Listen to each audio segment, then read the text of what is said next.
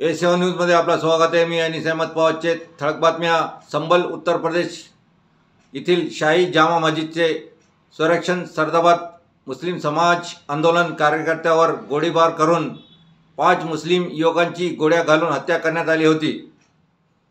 या प्रकरणाची माननीय सर्वोच्च न्यायालय न्यायाधीश मार्फत चौकशी करून दोषी पोलीस अधिकारी व कर्मचारी विरुद्ध खुनाचा गुन्हा नोंदवून कठोर कारवाई करण्यात यावी आणि मय्यतच्या कुटुंबियांना प्रत्येकी 50 लाख रुपयाची आर्थिक मदत देण्याची मागणी हिंगोली विराट लोकमंच काउन्सिलच्या वतीने हिंगोली जिल्हाधिकारी यांच्या मार्फत निवेदन देण्यात आले आहे। या निवेदनात म्हटलं आहे की मुस्लिम समाजाच्या आंदोलन कार्यकर्त्यावर गोळीबार करून 5 मुस्लिम युवकांची गोळ्या घालून हत्या करण्यात आली आहे। निवडणुकीमध्ये झालेले गैरप्रकार लपविण्यासाठी व लोकांचे लक्ष विचलित करण्यासाठी उत्तर प्रदेश शासनामार्फत मुस्लिम समुदायाच्या धार्मिक स्थळाच्या ठिकाणी दंगल सदृश्य परिस्थिती निर्माण करून देशातील सलोख्याचे वातावरण संपवण्याचा प्रयत्न केले जात आहे। या निवेदनावर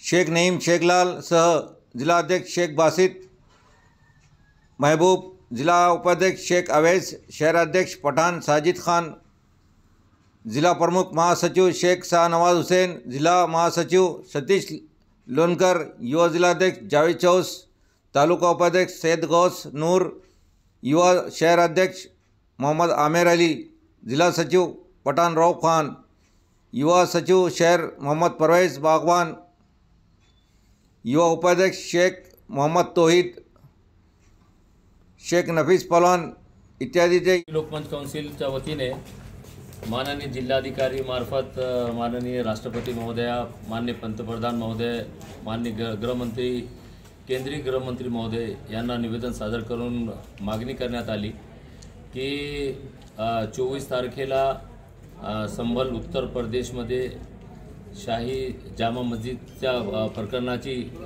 सर्वेच्या नावावर जी चौकशी सुरू करण्यात आली ती अत्यंत निंदनीय आहे। कारण माननीय सर्वोच्च न्यायालय व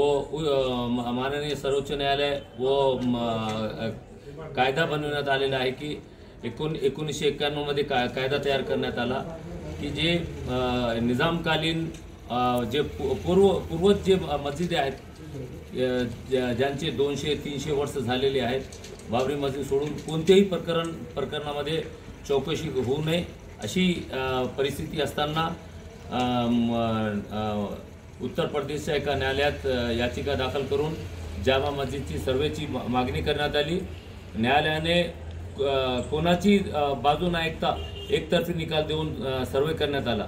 त्यानंतर ती ASIची टीम पोलीस प्रशासनाच्या निगराणीखाली तेथे पोहोचली आणि एक अफवा पसरवून देण्यात आली की सर्व मस्जिदला खोदकाम करून पाडण्याचे प्रकरण सुरू आहेत। मुस्लिम समाज एकतर्फी त्या ठिकाणी मुस्लिम समाज शांततापूर्ण आंदोलन करत असताना त्यामध्ये कोणीतरी अराजकता निर्माण करण्यासाठी लोक घुसली आणि त्यांनी पत्थरबाजी सुरू केली। त्याचा परिणाम असा झाला की जे मुस्लिम समाज शांततापूर्ण पद्धतीने आंदोलन करत होते त्यांच्यावर गोळी झाडण्यात आली आणि 5 मुस्लिम युवकांना हत्या करून शहीद करण्यात आली।